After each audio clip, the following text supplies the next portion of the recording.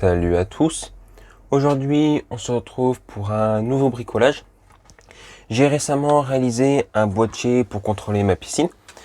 Boîtier que voici pour contrôler la pompe de ma piscine plus précisément. Et par la même occasion, j'en ai profité pour ajouter quelques options supplémentaires. Je fais une petite parenthèse, mais à l'origine aujourd'hui était censé avoir une vidéo sur la deuxième partie de l'irrigation du potager. La vidéo est quasiment terminée de tourner, le circuit est opérationnel au jardin. Néanmoins, j'ai eu toute la semaine un temps qui ne me permettait pas de pouvoir faire des tests dans les conditions réelles d'utilisation, aussi bien au niveau solaire qu'au niveau arrosage, même si c'était un mode forcé que j'allais faire en tous les cas, le temps ne me le permettait pas. Donc malheureusement, je peux pas vous proposer cette vidéo, cette seconde partie que je vous avais promis aujourd'hui. Je pourrais pas non plus la vous proposer la semaine prochaine parce que là, à l'heure actuelle, je suis en vacances. De ce fait, je vous donnerai rendez-vous dans 2 semaines. Désolé encore pour l'attente pour cette seconde partie qui sera bien et bien là dans 2 semaines sans erreur. On retourne au sujet de notre vidéo. Donc ce boîtier de contrôle est fabriqué sur la base d'un tableau d'atelier que j'ai eu à Leroy Merlin. Alors il est assez grand donc c'est assez délicat de tout faire rentrer dans le cadre. J'ai dessus donc un disjoncteur différentiel et un disjoncteur général. Honnêtement, ça, j'en avais pas l'utilité, mais malheureusement, j'ai pas trouvé de tableau de ce type, pas trop cher sans disjoncteur. Là, ça coûte quand même 60 €. J'aurais bien voulu trouver moins cher sans les disjoncteurs parce que j'en avais rien à cirer, mais bon, on fait avec. Ici, j'ai 3 prises, 2 qui sont alimentées en permanence, une qui est commandée. J'ai ici mon câble d'alimentation électrique. Il est pas gros parce que j'ai pas de forte puissance, donc ça ira. Mais si, bien entendu, vous mettez beaucoup de puissance dessus, il faudra un câble électrique d'une plus grosse section. Dessus, qu'est-ce que j'ai venu rajouter? Donc une sonde de température étanche, d'une référence que j'ai plus en tête, je vous l'afficherai au-dessus. Cette sonde va me permettre de connaître la température de l'eau. Et j'ai également rajouté sur la partie supérieure un capteur de référence DHT22 dans un petit boîtier imprimé en 3D qui me permet de le protéger tout en ayant une aération, une ventilation suffisante du capteur pour avoir des mesures la plus précises possible. Voilà comment ça se compose. Tout cela est câblé sur un ESP8266 avec ESP Easy dessus. Et je récupère à peu près toutes les informations, je gère un peu tout l'ensemble depuis Domotix. Je vous propose d'ouvrir le boîtier pour regarder un petit peu ce qu'il y a à l'intérieur. Boîtier ouvert. Alors, qu'est-ce qu'on va retrouver? Déjà, on a ici notre alimentation électrique qui arrive directement sur le différentiel. J'ai la sortie disjoncteur. De cette sortie disjoncteur, j'ai un départ pour ces 2 prises ici. Donc qui me permet de les alimenter en continu. Je vais même pas l'utiliser en réalité parce que moi ce qui m'intéresse c'est uniquement la prise commandée pour pouvoir alimenter ma pompe suivant des plages horaires prédéfinies. Ici je suis venu rajouter un convertisseur 5 volts, donc c'est un truc que j'ai récupéré dans un vieux chargeur de tablette. C'est un convertisseur 5 volts 2 ampères. Je pense qu'il est largement surdimensionné pour cette petite installation. Donc directement branché sous le disjoncteur. J'ai pas fait de différence, j'ai pas mis un disjoncteur 2 ampères parce que il consomme pas grand chose tout ça. J'ai tout foutu sur le 16 qui était dessus. J'avais pas vraiment trop le temps, j'ai fait ça un peu dans l'Express au niveau du montage, j'avouerai. Après, je vais avoir ici donc le SP8266 qui est alimenté directement, donc j'ai mis un connecteur XT30 dessus. Ça me paraissait plutôt pas mal au lieu de souder directement les fils ou mettre des connecteurs du pont qui honnêtement sont pas top.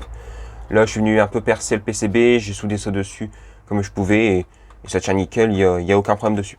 J'ai pas mis de thermo, mais bon, ça ira honnêtement, il y aura aucun risque de court-circuit, j'en suis persuadé là-dessus. Qu'est-ce qu'on va retrouver d'autre après? Sur le SP8266, donc je suis venu connecter, j'essaierai de vous zoomer tout ça, le capteur DHT22 et je suis venu également raccorder la sonde de température dessus. Donc l'alimentation pour la sonde de température, cette fois-ci, je la prends de ce côté-là, qu'on pourra constater. Et bien entendu, sur ce genre de sonde de température, il est impératif de venir ajouter une résistance de 4,7 kΩ, sauf faire de ma part, entre le plus et la sortie. La sortie est donc le fil jaune ici. J'ai également venu raccorder un relais statique. Donc c'est pas un relais mécanique, c'est un relais électronique. Pour faire court, je vais pas rentrer dans le détail. J'ai fait une vidéo à ce sujet. Je vais mettre un fichier plus petit. C'est peut-être pas la meilleure vidéo au monde, mais je la trouve plutôt pas trop mal. Pour l'alimentation du relais, donc je me reprends directement sur l'alimentation de la carte. Ici VIN et GND. Et pour la commande, je suis venu le raccorder sur la sortie D6. Alors je sais plus c'est quel GPIO, mais de toute façon je vous montrerai tout ça un peu plus en détail après. Donc voilà un petit peu près comment c'est fait à l'intérieur. Et ici, après, avec le relais statique, je viens directement commander l'alimentation 230. Rien d'extraordinaire dessus. Voilà un petit peu comment c'est constitué. Bon, c'est un petit boîtier basique. Là, on va dire que c'est la V1 de mon système. Là, cette année, c'est vraiment commande de la pompe pour remplacer le programmateur horaire que je mettais avant dans mon abri de jardin. Et au moins, ça me permet également d'avoir la température et l'humidité de l'extérieur, ainsi que la température de la piscine. Je vous spoil déjà un petit peu, mais ça, j'ai principalement bossé dessus durant l'hiver, au printemps, on va dire, pour pouvoir essayer d'ajouter des fonctionnalités supplémentaires, voir si je peux pas faire une mini station météo avec cette petite installation. Néanmoins, on va installer ça dehors. On va voir un petit peu comment ça fonctionne et après on fera un petit tour sur le PC pour voir un petit peu ce que j'ai fait au niveau des interfaces, aussi bien de SPeasy que de Domotix. On se retrouve donc à la piscine. De retour à l'extérieur. Alors encore une fois, désolé pour tout ce qui est vent, bruit de voiture, tout ça, hein, désolé. La pompe tourne. Le boîtier, je l'ai installé là en provisoire. Donc avec la sortie pour la prise commandée directement à la pompe. Là, le programmateur horaire que j'ai fait à l'intérieur dit à la pompe de tourner, hein, donc c'est normal, tout se passe bien. Et ici, j'ai la sonde de température qui est directement dans la piscine. Bien entendu, toujours le capteur de température qui est là et l'humidité de l'air. Bon, voilà un petit peu l'installation, il n'y a rien d'extraordinaire. Ça tourne, ça fonctionne. Malheureusement, j'ai pas vraiment ce qu'il faut pour pouvoir faire une démonstration comme ça. Je peux que commander avec mon téléphone, on va dire, sinon il faudrait que j'aie le PC à côté, mais c'est pas du tout pratique. Donc malheureusement, je peux pas vous faire une démonstration en live du on-off, on va dire. Bon, je vous donne rendez-vous maintenant sur le PC, on regarde un petit peu ce que ça donne au niveau programme, entre guillemets, de ce que j'ai pu faire sur SPeasy et sur Domotix. On est donc de retour sur le PC. Alors pour SPeasy, j'ai fait un petit PowerPoint parce que pour X ou Y raison, je pouvais pas vous montrer en direct tout simplement. Donc ça ira très bien quand même, hein. De toute manière c'est un bricolage. Je vous montre rapidement grosso modo ce que j'ai fait, mais je rentre pas trop dans les détails. Ce projet là de tout ce qui est contrôle piscine, c'est un petit montage provisoire que j'ai fait durant l'été pour voir un petit peu ce que ça donne, pour commencer à m'habituer à la chose. Et je peaufinerai la chose durant l'hiver, faire un truc parfait, rajouter quelques trucs supplémentaires également. Et je vous ferai les vidéos qui vont bien en temps et en heure de toute manière. Sinon, donc on a déjà la première page de configuration de SPeasy. J'explique pas comment j'ai installé SPeasy tout ça, il y a déjà des tutos sur internet.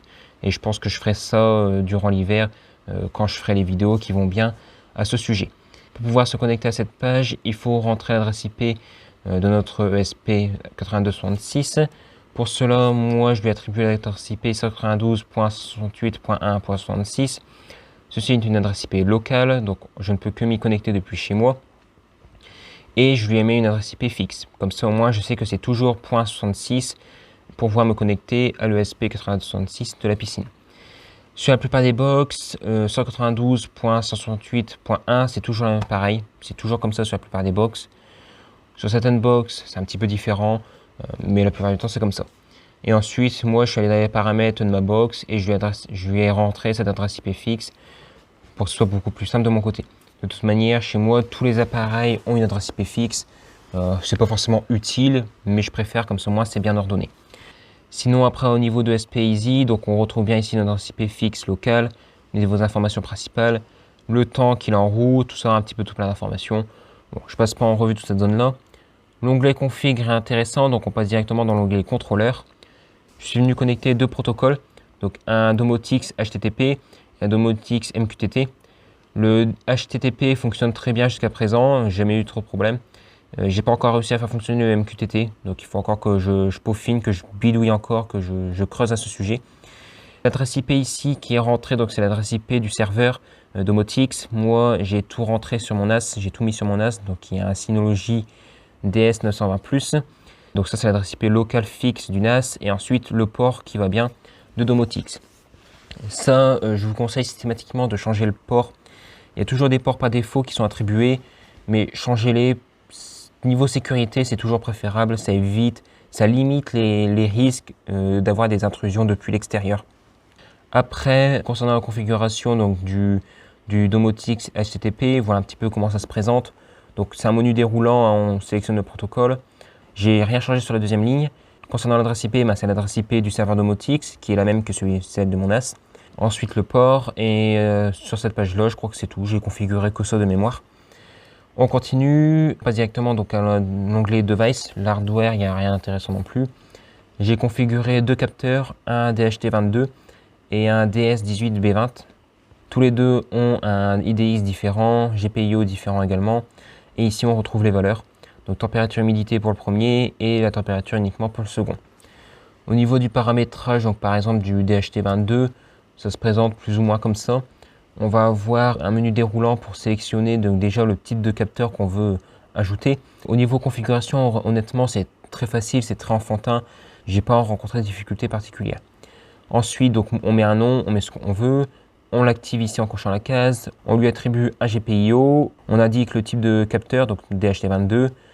On active également la partie contrôleur avec l'IDX qu'on rentre manuellement. Donc moi j'ai choisi le 1 parce que c'est le premier capteur que j'ai installé. J'ai procédé à peu près de la même manière pour la question de température qui est dans la piscine. Et sur ESP-Easy, c'est à peu près tout ce que j'ai fait. Il n'y a rien de plus spécifique à faire en tout cas de mémoire d'après ce que je me souviens.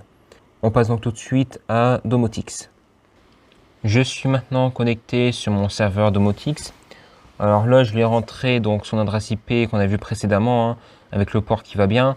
L'accueil, donc je suis venu mettre les périphériques en raccourci, ce que je veux avoir accessible rapidement d'un simple coup d'œil. Je suis venu mettre un interrupteur donc, pour pouvoir contrôler la pompe. Et ensuite, j'ai mes deux capteurs de température qu'on retrouvera ici. Niveau interrupteur, j'ai cherché pendant longtemps. Et en fait, le plus simple que j'ai trouvé qui fonctionnait, pour pas prendre la tête, c'est de faire ce genre de contrôle avec l'adresse IP de l'ESP8266 et ensuite de dire GPIO Intel 0 ou 1. C'est le seul truc que j'ai réussi à faire quand j'essayais d'autres commandes ou d'autres méthodes ou même avec un fonctionnement avec le serveur MQTT. Impossible que ça fonctionne. Donc voilà, c'est le seul moyen que j'ai trouvé pour cette partie-là.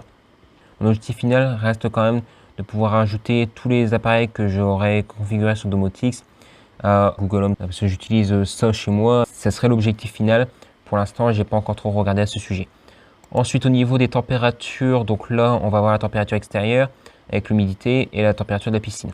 Après, pour voir un petit peu plus en détail la partie configuration du reste, il faut aller donc dans l'onglet configuration, matériel. Donc ici, on va retrouver la pompe de la piscine, le serveur MQTT qui est désactivé parce que ça ne fonctionne pas. On va avoir ensuite la sonde de température et le DHT22 qui permet d'avoir sonde de température et humidité. Après, niveau configuration, donc j'ai toujours mis dummy. Je ne sais pas si c'est bien d'avoir mis à chaque fois ça. Après, on a également l'onglet dispositif. Donc là, ça reprend ce qu'on a vu sur la page d'accueil en fait, les différents trucs avec l'IDX, le type de matériel, l'ID qu'il est attribué, le nom que je vais te donner, le type d'équipement que c'est. Il y a un sous-type également. Honnêtement, c'est paramétré par défaut, ça j'ai rien changé. Les données qu'on a, donc la température, l'humidité, ici la température de l'eau et si la pompe est active ou pas. Ensuite là on a d'autres informations ici, bon, le dernier contact qui a été fait, si on peut modifier quelques informations ici. Après on a également d'autres onglets que je pourrais vous montrer, mais je ne veux pas trop rallonger cette vidéo, c'est vraiment un petit bricolage et je ferai des vidéos détaillées en temps et en heure au sujet de tous ces trucs là. Bon, sinon, je vais faire la conclusion ici. Alors, déjà pour commencer, niveau budget, c'est 60 € le boîtier électrique. Et ensuite, il faut compter une quinzaine d'euros pour tout ce qui est à côté. L'ESP, les sondes de température, la carte relais que j'ai pu utiliser. Bon, c'est pas une vraie carte relais, mais tout ça additionné, plus le fil, le PCB, les connecteurs qui vont bien. Concernant la durée de réalisation, il faut compter quand même pas mal de temps. La partie PCB, assemblage électrique, ça, en 2 heures, c'est fait. Mais par contre, la partie programmation, tous ces trucs-là, j'ai bien passé 3-4 jours dessus. J'y connaissais strictement rien à la base. Je me suis lancé comme ça en y connaissant zéro. Donc ça a mis du temps, mais une fois qu'on sait faire, c'est tout de suite bien plus rapide. Bon, après, comme d'habitude, si vous avez des questions, ça se passe en commentaire de la vidéo. Vous pouvez également me suivre sur Twitter. Je partage 3 bricoles de temps en temps. N'hésitez pas à aller me suivre. Tous les liens sont en description. Si cette vidéo vous a plu, n'hésitez pas à la partager, à la commenter pour le référencement. Ça fait toujours très plaisir. Également à mettre un petit like, ça me permet de savoir si ce genre de contenu vous plaît. Et si cela n'est pas déjà fait, vous pouvez vous abonner avec le bouton qui vient d'apparaître à l'écran. Cela m'aide énormément. Et moi je dis salut à tous et à la prochaine.